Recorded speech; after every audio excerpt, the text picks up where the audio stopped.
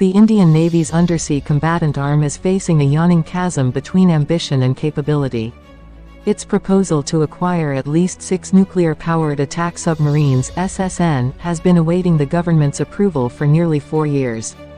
As the lease of the Russian Akula-class nuclear-powered submarine ended in 2021, the Indian Navy is left with no SSN in its fleet. Reports are that India is in talks with France to collaborate on the project to build the 6 SSNs. China's submarine fleet consists of more than 70 submarines, including 7 nuclear ballistic missile submarines (SSBN), 12 nuclear attack submarines (SSN), and more than 50 diesel attack submarines (SSKs). In contrast, most of India's conventional submarine fleet was acquired in the 1980s and is getting long in the tooth. The nuclear-powered submarines are so critical for the Indian Navy to match the growing power of People Liberation Army Navy that the former has reportedly shelved its project to build a 65,000-ton Indigenous Aircraft Carrier (IAC-2) in favor of the SSN project. After all, SSNs are underwater fighter jets. SSNs are a game-changer. They are powerful platforms with stealth and unlimited endurance. They can remain underwater indefinitely and operate far away from the port for long periods and at high speeds. They can move along as part of the carrier battle group. Armed with long-range missiles, they can change the shape of maritime battle, a former Indian Navy submariner Commodore Anil Jai Singh said. The SSN has greater reach, endurance, and speed than the slow and short-legged diesel submarine. It can remain submerged for months, as compared to hours or days for the diesel engine cum battery-propelled conventional boats, even one with AIP. Once it dives into deep waters, the SSN is not only difficult to detect but has, unlike the diesel sub, enough speed to overtake or outrun most other submarines or warships if required. The classic roles of an SSN are to protect carrier battle groups and to hunt enemy SSBNs, but it is also an ideal platform for the anti-ship, land attack, and surveillance roles. India signed a $3 billion deal for another nuclear-powered Akula-class attack submarine from Russia in 2019. With the ongoing Russia-Ukraine war, the beginning of the lease is likely to miss its deadline of 2026.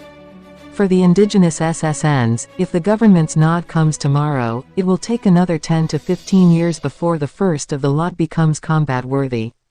So, realistically speaking, the first homegrown SSN will enter the Indian Navy by 2040.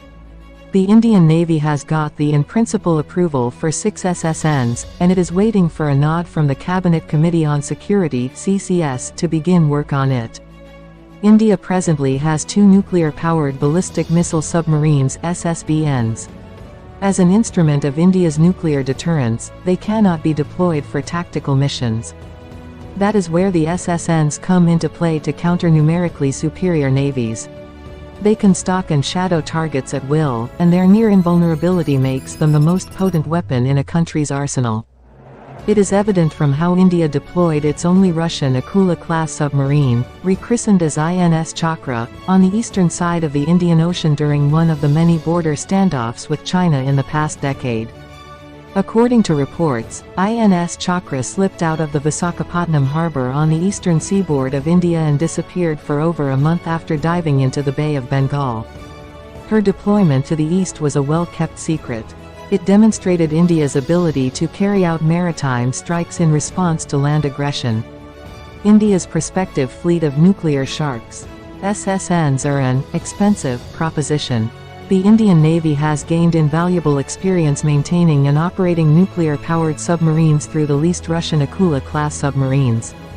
India has designed and developed nuclear-powered ballistic attack submarines (SSBNs), INS Arihant and INS Arigat, with the help of Russians. This has given them the expertise to miniaturize the nuclear reactor to fit into a submarine. Arihant is powered by an 83 MW reactor manufactured by the BARC. The proposed SSNs are planned to be bigger and more powerful. The SSNs will have a 190 MW reactor powering it. India is in talks with France to collaborate on the ambitious program to build 6 nuclear-powered submarines. France's naval group is building the Barracuda-class SSNs for the French Navy. With the US, the UK, and Australia collaborating under AUKUS to develop nuclear-powered submarines, France is the only option for India at the moment, the official added.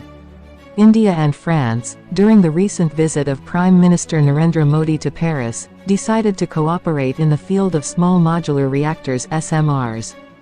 The US and UK plan to double their SSN fleets over the next 2 decades, alongside helping Australia beef up its attack submarine muscle to counter the rising influence of China in the Indo-Pacific. AUKUS aims at a critical vulnerability in the Chinese Navy, their weak anti-submarine warfare capabilities. Chinese checkers in the Indian Ocean. The Indian nuclear-powered submarine program has been hanging fire due to bureaucratic hurdles. But, the People Liberation Army Navy is taking giant strides to augment its undersea capability. According to an assessment by the U.S. Naval Institute, the level of quieting in China's current Shang-class SSN is at par with Soviet designs from the 1970s. The assessment said, in contrast, if the People Liberation Army Navy were able to deploy super-quiet SSNs on par with the best US and Russian boats, that would represent a major strategic change, not only for its ability to defend on the open ocean but also in terms of China's capacity to threaten US naval forces well outside the first island chain. Such a capability would give China transoceanic reach with single platforms, absent the extensive logistical support or need for the overseas bases a carrier strike group requires.